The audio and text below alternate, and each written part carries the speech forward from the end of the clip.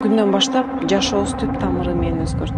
Менин атым Бахяна, жолдошумдун аты Майрамбек. Биз үй бүлөбүз менен балыкчыда турабыз. Балдарыбыз мектепке, бала бакчага барышат. Кичүү кызымдын аты Салия. Ал жакында эле 5 жашка чыкты. Кызымдын күлкүсүн укканда үйүбүз жарык болуп калат. Бирок бир күнү Салиянын ичи ооруп, буттары сыздай баштады. Жолдошум экөөбүз Бишкекке келип, кызымды дарыгерлерге көрсөттүк. Ооруканадан ооруканага барып, акыры оор диагнозду уктук. Кызымда нейробластома оорусун аныкташты.